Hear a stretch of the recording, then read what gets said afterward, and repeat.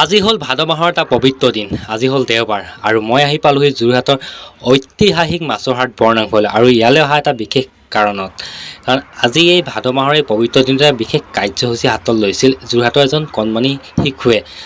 তাতে আকৌ ভাদ মাহৰ এই পবিত্ৰ দিনটোতে যোৰহাটৰ এজন কণমানি শিশুৰ মনৰ সপোন বাস্তৱত পৰিণত হ'ল আজিৰ দিনটোতে। আৰু এই বিশেষ কাৰ্যসূচীটোত ময়ো আহি উপস্থিত হ'লোহি যোৰহাটৰ ঐতিহাসিক মাছৰ হাট বৰনামঘৰত। আৰু নামঘৰৰ ভিতৰত দেখা পালোঁ ভকত বৈষ্ণৱে ভৰি আছে, কাৰণ ভাদ মাহ চলি আছে আৰু সকলো মুখতে হৰি নামৰ ধ্বনিৰে মুখাৰিত হৈ আছে। আজি এটা পবিত্ৰ দিন আৰু এই পবিত্ৰ দিনত আমাৰ যোৰহাটৰ যি অভিকাৰ্য যি ল'ৰাজন, তেখেতৰ এটা সপোন বাস্তৱত পৰিণত হ'ল। আৰু এইপিনে আছে মোৰ লগত অভি শুভকামনা জনাইছোঁ আগন্তুক দিনৰ। আৰু তাৰ লগতে মই কৈছিলোঁ আজি কেইদিনমানৰ আগত অভিৰ ঘৰলৈ আহিছিলোঁ আৰু অভিৰ ঘৰৰ পৰা এটা মই ভিডিঅ' ক্লিপ পঠাইছিলোঁ আপোনালোকৰ মাজলৈ। অভিয়ে এখন ছবি অংকন কৰি আছিলে নিহিংসমুৱাৰী, আৰু সেই নিহিংসমুৱাৰী ভাগ যোৰহাটৰ মাছৰ হাট বৰনামঘৰত তেওঁ অৰ্পণ কৰা এটা সপোন দেখিছিল। আৰু সেইটো সপোন আজি বাস্তৱত পৰিণত হৈছে। এইপিনে অভি কেনেকুৱা লাগিছে আজি তোমাৰ সপোনটো বাস্তৱত পৰিণত? হয়, বহুত ভাল লাগিছে। হয়, আৰু ৰাইজে ইমান মৰমৰ সহযোগিতা কৰে আৰু বহুতো ভাল লাগিছে। আচলতে ৰাইজে ইমানখিনি মৰম দিছে, ইমান উৎসাহ যোগাইছে, ৰাইজৰ মৰমখিনি পাই বহুত ভাল লাগিছে। ইয়াতে কথা এটা সুধোঁ মই, ইমান এটা ডাঙৰ তোমাৰ কৰ্ম বা ইমান এটা ডাঙৰ কাম, তোমাক উৎসাহ দিয়া মেইন গুৰি কোন আছে? উৎসাহ দিয়া মেইন আইতা। মোৰ লগত মই আইতাকো ৰাখিছিলোঁ। এইপিনে আইতা আছে আৰু এইপিনে মাক আছে অভিৰ। প্ৰথমতে অকণমান আইতাৰ পৰা মই দুআষাৰ জানি লওঁ। উৎসাহ দিয়া মেইন গুৰি অভিয়ে কৈছে আপুনি। তো কেনেকৈ মনলৈ আহিলে আপুনি ইমান এটা ডাঙৰ কৰ্মত সৰু ল'ৰাটোৱে কৰিবলৈ আগবাঢ়িব বুলি? আৰ্ট কৰিয়ে থাকে। হয়, মই এদিন ক'লোঁ মই বোলো মোৰ মনৰ কামনা পূৰণ কৰা। হয়, গতিকে নামঘৰত কিবা এটা দিয়া। হয়, গতিকে আজি পবিত্ৰ দিনত মোৰ মনৰ আশা পূৰণ কৰিলে মোৰ এই সৌভাগ্য দিন।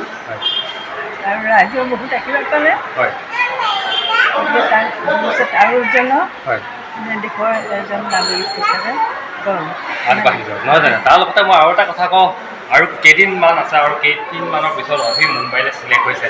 তাৰ কাৰণে আমাৰ অসমৰ লগতে যোৰহাটবাসীও এটা গৌৰৱৰ কথা, অভি মুম্বাইলৈ চিলেক্ট হৈ গ'ল। আৰু লগতে এইপিনে মাক আছে, মাকৰ পৰা দুআষাৰ মই জানো কেনেকুৱা লাগিছে আজি এই বিশেষ দিনটো, বিশেষ মুহূৰ্তত মাছৰ হাট বৰনামঘৰত আমি সকলোৱে একেলগে লগ কৰি আমাৰ ল'ৰাই নামঘৰ এইখন দিবলৈ মই অত্যন্ত সুখী হৈছোঁ। হয়, ৰাইজৰ সহায় সহযোগিতা আছে, ঘৰৰ ফেমিলি ছাপোৰ্ট আছে। আৰু বিশেষকৈ মইতো টাইম দিব নোৱাৰোঁ, মাৰ তাৰ লগত বেছিভাগ থাকে। মায়ে তাইক যিমানখিনি আগবঢ়াইছে, লগত মোৰ ভাইটি আছে, ভাইটিৰ পৰা বহুতখিনি ছাপোৰ্ট কৰিছে, দাদা গৈ সকলোখিনিৰ পৰা আশীৰ্বাদ কৰি আজি এইখন সকলোজনে দিবলৈ আমি সক্ষম হ'লোঁ। তাৰ লগতে মই আৰু এটা কথা কৈ লৈছোঁ, অভিৰ যি মাক আছে, দেউতাক নাই, মাক আৰু আইতাক, সেই আইতাক আৰু মাকৰ লগতে অভি বৰ্তমান ডাঙৰ হোৱা আৰু ইমানখিনি কাম কৰিবলৈ আগবাঢ়িছে। আৰু তাৰ লগতে আপুনি যিটো কাম কৰে, সময় একেবাৰে দিব নোৱাৰে আপোনাৰ হাতত, আৰু সকলো সময় অতিবাহিত কৰে আইতাকৰ। হয়, যি কৰিছে আজি সেই আইতাকৰ উৎসাহতে ইমানখিনি কৰিব সক্ষম হৈছে, বুজিলে? আৰু লগতে মুম্বাইলৈ চিলেক্ট হৈছে। কিমান তাৰিখ হৈছিলে অভি? অক্টোবৰ 21 তাৰিখ ন? অক্টোবৰ 21 তাৰিখে মুম্বাইলৈ চিলেক্ট কৰি এতিয়া মুম্বাইত মেন্সটো দেখুৱাবগৈ। তাৰলগতে আমাৰ যোৰহাটৰ লগতে গোটেই অসমবাসী এটা গৌৰৱৰ কথা। আৰু আমাৰ কোৱা হয় কথা এষাৰ আপোনালোকে শুনিছে চাগে, বৰ্তমান এতিয়া শিশু আগন্তুক দেশৰ ভৱিষ্যত বৰ্তমান। আৰু তাৰ লগতে সেইপিনে অভিৰ মামা আছে, মামাৰ পৰা দুআষাৰ শিশু আজি এই শুভ দিনটোত কেনেকুৱা লাগিছে? আজি খুব আনন্দিত হৈছোঁ। হয়, এই কণমানি শিশুৱে ইমান এটা বৃহৎ পদক্ষেপ লৈ ইমান উচ্চ চিন্তাধাৰাৰে আজি এই নৰসিংহ ছবিভাগী দেখি আমাৰ নাচাৰ বৰনামঘৰলৈ আগবাঢ়িছে। সঁচাকৈ আমি আলোকিত হৈছোঁ আৰু লগতে আনন্দিত হৈছোঁ। আৰু কণমানি অভিৰ উজ্জ্বল ভৱিষ্যত কামনা কৰিছোঁ। আৰু তেখেতে যাতে ভৱিষ্যত প্ৰজন্মৰ কণমানি শিশুসকলৰ আদৰ্শ হৈ ৰওক, তাৰে কামনা কৰিলোঁ। আৰু মাছৰ বৰনামঘৰ গৰাকী ওচৰত শ্ৰীচৰণত আমি সেৱা জনাইছোঁ, তেখেতৰ উজ্জ্বল ভৱিষ্যত হওক। আৰু তাৰমানে অভি আৰু কেইবামানৰ পিছত অক্টোবৰ 21 তাৰিখে মুম্বাইলৈ চিলেক্ট হৈছে, তাৰ বিষয়ে কি ক'ব বিচাৰে?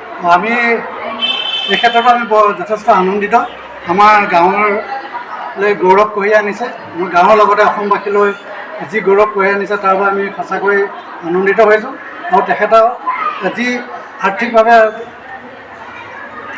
দুৰ্বল হৈ আছে, আৰ্থিক অনাটনৰ বাবে মুম্বাই যাবলৈ কিছু অসুবিধাৰ সন্মুখীন হ'ব পাৰে।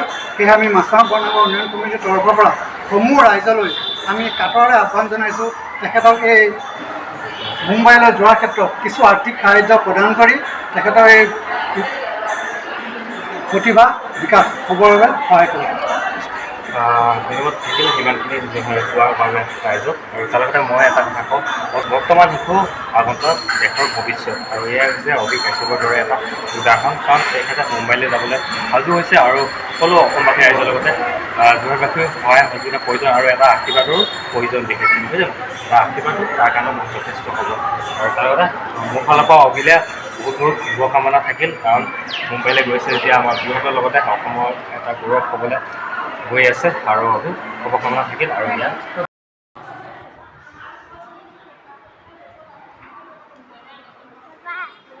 হয় কোৱা।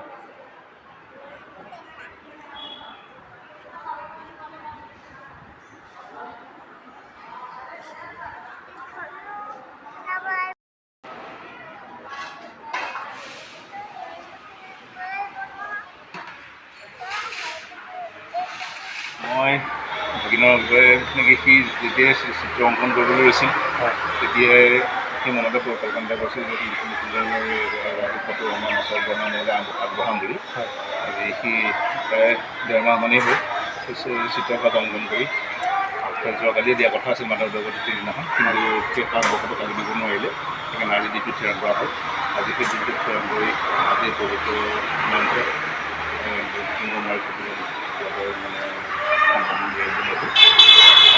মনোকামনা পূৰণ হ'ল। সি ভৱিষ্যতে যি মনোকামনা লৈ পদভাগী আমাৰ নাম বৰদাংকলৈ আগবঢ়ালে, সকলো মনোবাঞ্ছা পূৰণ হ'ল আৰু শিল্পীৰ জীৱনতো উন্নতি সাধন কৰিব, উন্নতি সাধন হ'ল। তাৰ কামনাৰে মই ভগৱান শ্ৰীকৃষ্ণৰ ওচৰত প্ৰাৰ্থনা জনাইছোঁ। লগতে আৰু এমাহৰ পিছত অক্টোবৰ 21 তাৰিখে মুম্বাইলৈ তেওঁ চিলেক্ট হৈছে, তাৰ বিষয়ে সেইটো শুনি খুবেই আনন্দিত হৈছোঁ, যিহেতু অসমৰ লগতে যোৰহাটৰ এটা গৌৰৱ বুলি ক'লেও বেয়া নহয়। হয়, গুৱাহাটীৰ সংস্কৃতি সংগমে যিটো প্ৰগ্ৰাম অনুষ্ঠান পাতিছিলে, সেই অনুষ্ঠানটোত সি ইণ্টাৰনেশ্যনেল বেষ্ট এৱাৰ্ড পাইছিলে। সেই বেষ্ট এৱাৰ্ডৰ আধাৰতে গুৱাহাটীত মুম্বাইত যিখন আছে প্ৰগ্ৰেম, সেইটো চিলেক্ট হৈছে। সেই চিলেক্ট হোৱাতে যোৰহাটৰে নহয়, আমাৰ অসমৰ গৌৰৱ। ইমান কম বয়সত যাতে এটা আগবাঢ়িবলৈ চেষ্টা কৰিছে, আৰু কিন্তু ভগৱানে শক্তি দিছে, আৰু সি ভগৱানৰ মানে আশীৰ্বাদ হৃদত লৈ সি সফল হৈ আহক।